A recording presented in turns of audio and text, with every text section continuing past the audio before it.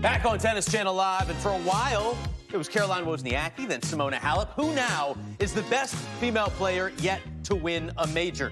Could it be Alina Svitolina? Career high number 3, semifinals, Wimbledon, U.S. Open. Said the goal this year is to win every match. Karolina Pliskova, former world number 1, finals of the U.S. Open 5 years ago, semifinals, Australian Open, Roland Garros. Then you go down to Madison Keys. She's been number 7 in the world. She has gotten to a major final. The other 3, 4 is the best that they have done career rankings and have never been to a major final. So we shall see. You can go off this list as well. Paul, who do you think is the best to have yet won a major on the women's side? I'm going to go with Pliskova. Okay. And I think all those picks are good ones. And the reason I like Pliskova is more than one-fold. It is the fact that she's been to U.S. Open final. She's been number 1 in the world.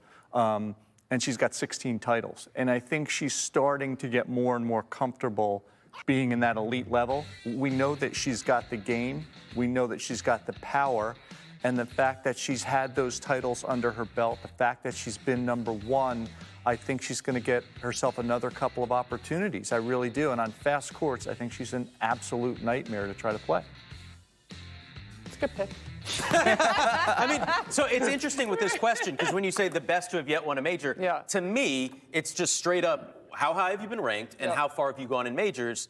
Pliskova is the only one on this list that has been number 1 in the world. So she is technically the best to have not won. Credentialed. Yeah, credentialed. We look at her game. I don't know. I always think that she's just missing a little spark when she plays. It's okay. You can be kind of chill about your business when you're walking around the court, but in crunch time, I mean, love to see her get just a little bit more animated emotionally and really show some energy. You know, she's never really bouncing around or doing anything like that. Game-wise, a huge serve, great groundies. I could agree with Paul. Do you think she... Oh, you're switching now. Do you think that was not her pick. Do you think she does that, though, to kind of alleviate pressure? It could. Yeah, and no question about it. But, like, the years go on, has to be hard for her.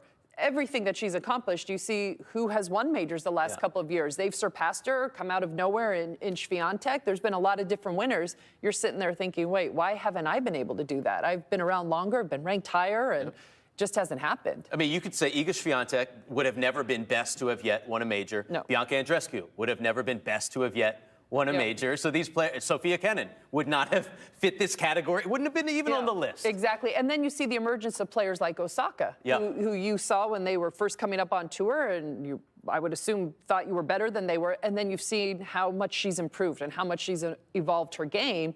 That's when it starts to hit you as a veteran.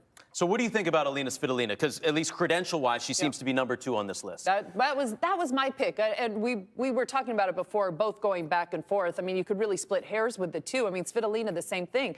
15 career titles, 2 Grand Slam semis. She does not play her best tennis on the big stages. She won the WTA Tour Finals. She's been ranked, as you said, Steve, as high as 3. But yet she has lost so many big matches at the Grand Slam level, and not just lost, but just gone away. Only wins a couple of games. She's got to figure out, how do I take the pressure off myself at majors? Now, it's a completely different atmosphere at majors. She thrives in these one-week events. You play every day. You keep your rhythm. At a Grand Slam, you've got to figure out, what do I do in the next 48 hours till I play my next match? Do I want to practice the next day? For whatever reason, she runs out of steam towards the middle of that second week, and she's not able to play her best tennis. That is something she's got to try and figure out how to get over. Now, the one thing I like about her the most is that in these big pressure moments, I always feel like the really good defenders who have margin on their shots it's just like the adage in other sports, a great defense beats a great offense, unless that great offense is someone like Osaka or Serena. But a great defense in that moves, so that kind of helps you get through pressure than if you're just being really offensive. And I think that might start to mature, and that might start to show in her game. But I think, like Lindsay said, she's got to get into that rhythm better at a slam. She just hired a sports psychologist and says that has been huge for her. She said that it takes a lot of courage to open up. You got to find the right person, went through a bunch.